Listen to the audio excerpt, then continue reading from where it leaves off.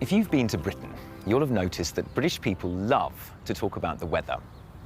By the end of their life, the average British person will have spent 6 months discussing it. A recent survey found that a quarter of the population use the weather as a conversation starter. And 70% of people check the weather every day.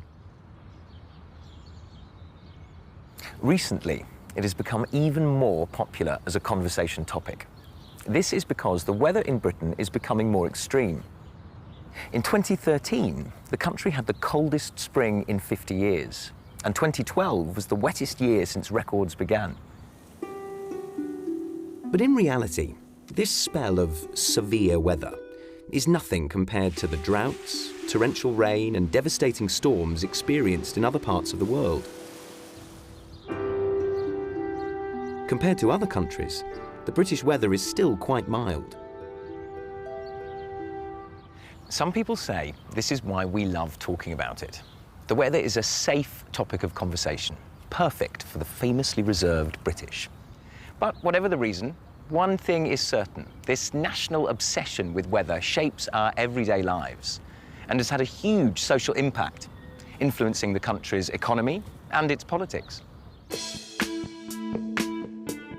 In 2011, the British Chancellor, George Osborne, blamed the weather for the country's disappointing economic performance, because the winter of 2010 had been the coldest and snowiest in decades. He wasn't the first politician to blame the weather. The former Prime Minister, Gordon Brown, had also used the cold weather as an excuse when the economy wasn't doing well. Rain has also had an effect.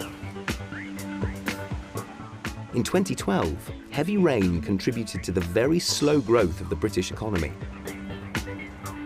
People stopped going out to buy things in shops, eat in restaurants, or socialise in pubs and cafes. Instead, they stayed at home and kept their money in their pockets. But the role of weather in British politics isn't confined to the economy. British elections are almost always held in the spring or the summer. This is because politicians believe people are more likely to come out to vote if the weather is good.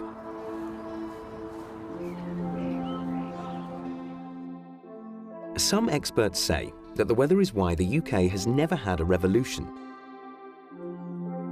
Britain's mild weather means the country doesn't suffer from the extreme heat or extreme cold, which can often cause food shortages, which in turn often lead to rebellion.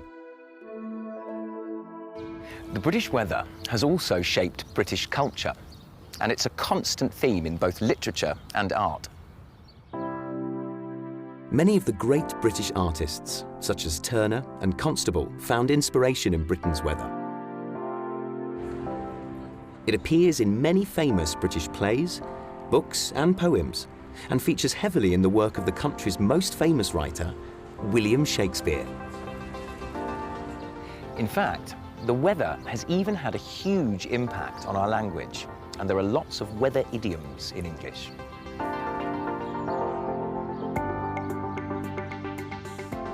If you say you are under the weather, it means you're ill.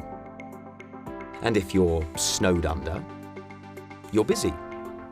If you weather the storm, it means you survive something. And if you're right as rain, you're feeling fine. Come rain or shine, the British will always have something to say about the weather. It's part of our daily lives and has influenced who we are, how we live, and how we express ourselves.